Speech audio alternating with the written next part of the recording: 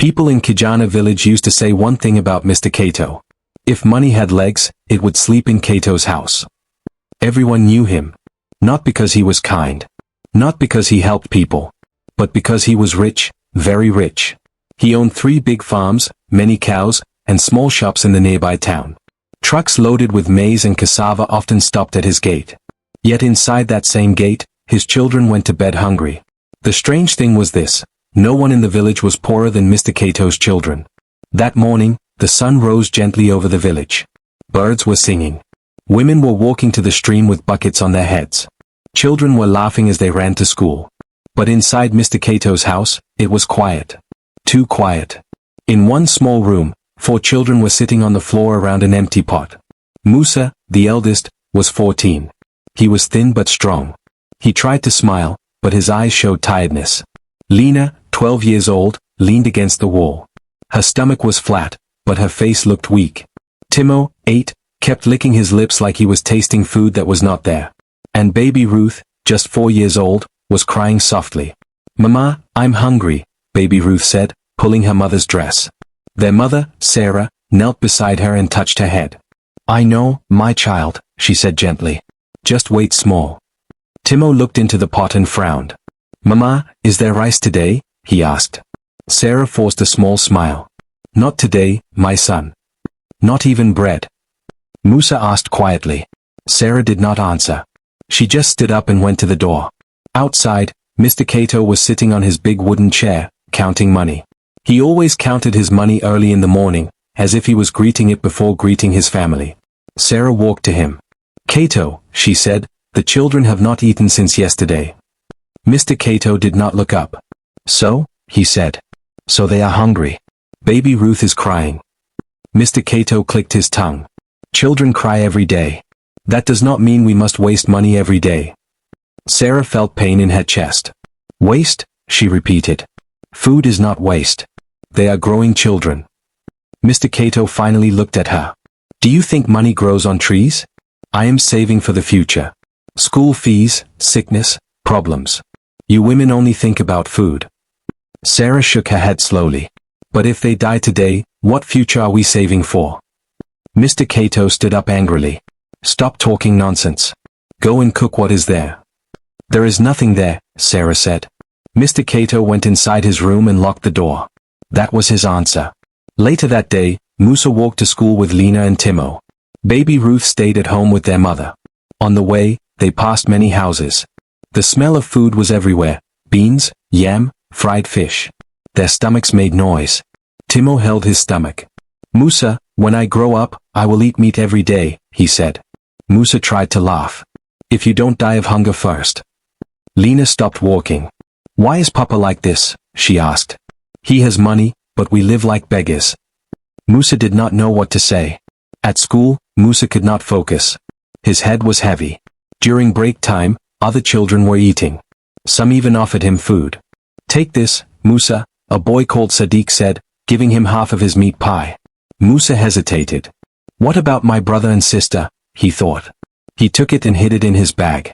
When he got home, he shared the small food into 4 pieces. Baby Ruth smiled like she had seen gold. "Thank you, brother," she said. Musa turned his face away so they would not see his tears. That evening, Musa gathered courage and went to meet his father. Mr. Kato was in the sitting room, checking his phone and smiling at something. "Papa," Musa said softly, "can we buy bread today? Lena is feeling dizzy, and Timo has not eaten since morning." Mr. Kato looked at him like a stranger. "Bread is expensive. You children eat too much." "But Papa, we only eat once a day." "That is enough. When I was your age, I ate once in 2 days." Musa swallowed. "But you are rich now." Mr. Kato's face changed. "Rich people stay rich because they don't waste money." He stood up and walked away. That night, the children shared one small plate of thin porridge. It was more water than food. As they ate, Lena whispered, "Do you think Papa loves money more than us?" No one answered. Because deep down, they already knew the truth. The sun was already hot that day, even before afternoon. The kind of heat that makes your head spin and your body feel heavy. In Kijana village, people moved slowly, wiping sweat from their faces. Lena walked home from school with her friend Zainab, a beautiful girl with long braids and bright eyes. Zainab's mother sold a kara near the school gate, and the smell of fried beans followed them as they walked. "Zainab, your house always smells like food," Lena said with a weak smile. Zainab laughed. "That is because my mama likes cooking too much. Sometimes I even get tired of eating." Lena swallowed hard. "Can I come and greet your mama today?" she asked. Zainab stopped walking and looked at her. "You want to eat, abi?" Lena looked down. "I'm just hungry." Zainab held her hand. "You should have told me. I would have shared my lunch with you." Lena tried to reply, but her vision suddenly became blurry. The road started to spin. "Zainab, I feel strange." Before Zainab could speak again, Lena fell to the ground.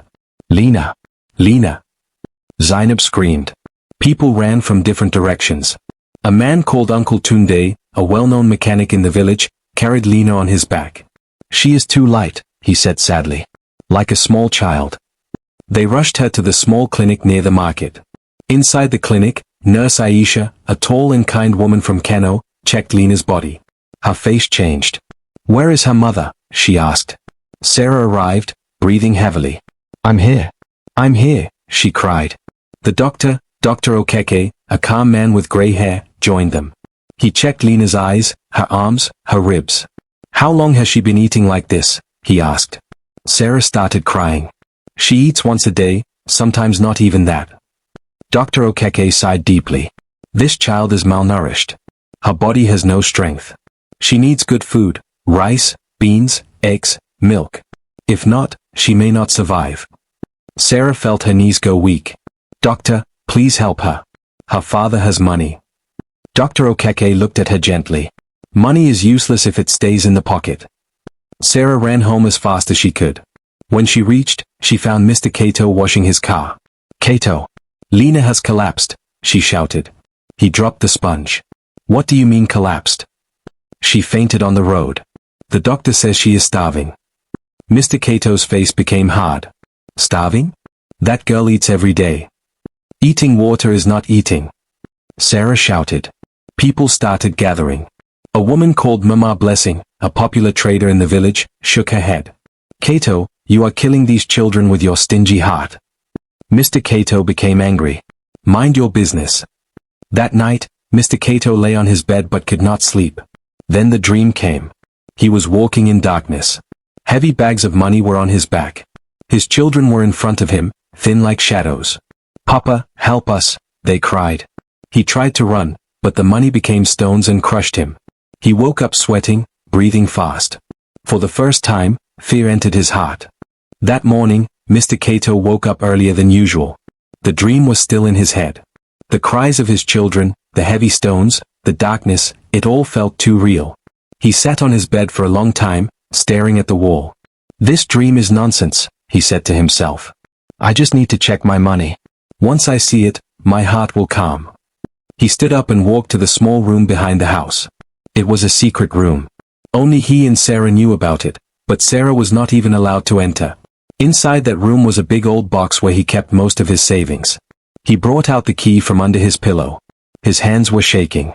He opened the door. The box was still there. But it was open. Mr. Kato's heart stopped. He rushed forward and looked inside. It was empty. No bundles of cash. No wrapped notes. Nothing. "Where is my money?" he whispered. Then he shouted. "My money!" He ran outside screaming. "Thieves! Thieves!" People started coming out of their houses. Men, women, even children gathered. Uncle Tunde ran to him. "What happened, Kato?" "My money is gone. All my money is gone." Mama Blessing put her hand on her head. "Ah, all of it. All of it," he cried. A young man called Sola, who worked as a night guard nearby, spoke up. "I heard noise last night, but I thought it was dogs." Mr. Kato fell to the ground. "My life is finished," he said. But something strange happened inside him. He did not feel angry at the thieves. He felt empty.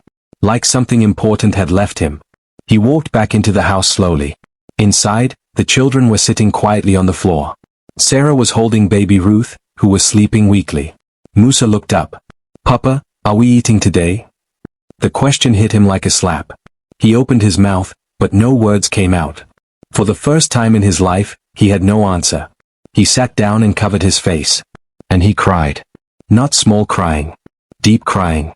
The kind of crying that comes from pain inside the heart. Sarah was shocked. Cato, you are crying? I lost all my money, he said softly. Sarah looked at him. And you almost lost your children. Silence filled the room. Mr. Cato looked at Lena, who was lying on a mat, weak and quiet. He remembered the dream. He remembered the doctor's words. He remembered Musa's question. For the first time, he saw the truth. He was rich outside, but poor inside. That same day, he stood up and went to the village square. He met Chief Aide, the village leader, a respected old man with white beard. Chief, Mr. Cato said, I need help. Chief Aide looked at him with surprise. You? Asking for help? Mr. Cato nodded. My children are starving. I want to sell my cows. The chief smiled gently. Now you are talking like a father. By evening, 2 cows were sold. Mr. Cato returned home with food, rice, beans, eggs, milk, bread, even fruits. When he entered the house, the children stared like they were seeing a stranger. Papa? Timo asked. Is this for us? Mr. Cato nodded. Yes. All of it. Baby Ruth clapped her hands weakly. Sarah's eyes filled with tears. That night, for the first time in many years, the house smelled like real food. And for the first time, Mr. Cato felt something better than money. He felt peace. That night felt different in Mr. Cato's house. Not because the walls changed. Not because the furniture changed. But because the hearts inside the house had changed. The smell of food filled the air, real food. Rice was boiling on the fire. Beans were frying with palm oil. Eggs were cooking in a small pan. The kind of smell that makes the stomach wake up. Timo stood near the kitchen. Mama, is this for visitors? He asked. Sarah laughed softly. No, my son. It is for you. Timo's eyes opened wide. All of it? Yes. All of it. He ran to Musa. Musa. We are eating like rich people today. Musa smiled, but he was careful. Let's wait first. Before Papa changes his mind. But Papa did not change his mind. Mr. Cato sat in the sitting room, watching his children move around. He felt strange. Like a man seeing his own family for the first time. When the food was ready, Sarah placed it on the table. Mr. Cato cleared his throat. Come. Let us eat together. The children looked at each other. They had never eaten together like this before. They sat slowly. Baby Ruth tried to eat too fast and started coughing. Mr. Cato touched her back gently. Easy, my daughter. The food is not running away. Sarah froze. That was the first time he had ever called her my daughter. After eating, everyone was quiet. The silence was not the hungry kind. It was the peaceful kind. The next day, Mr. Cato did something that shocked the whole village. He did not go to check his money. He went to the clinic. He carried Lena on his back himself. People were watching. Is that really Cato? Zainab whispered to her mother. At this point, even angels can change, her mother replied. At the clinic, Dr. Okeke smiled when he saw them. So you finally came as a father, he said. Mr. Cato bowed his head. I was blind. Dr. Okeke checked Lena again. She will be fine if she continues to eat well. Mr. Cato nodded. From today, she will eat better than me. Days passed. Weeks passed. The children started changing. Musa gained weight. Timo became playful again. Baby Ruth stopped crying at night. Lena's cheeks became full. One evening, Musa saw his father sitting alone outside. He gathered courage and sat beside him. Papa, can I ask you something? Mr. Cato nodded. Why did you love money more than us? Mr. Cato took a deep breath. I was afraid of being poor again. I forgot that I was already rich. Musa smiled. You were rich in money, but poor in heart. Mr. Cato laughed sadly. Yes. And now I know the difference. Moral lessons. A parent's first duty is care, not savings. Money without love brings no peace. Children need food, time, and affection more than promises. It is never too late to change, if the heart is willing.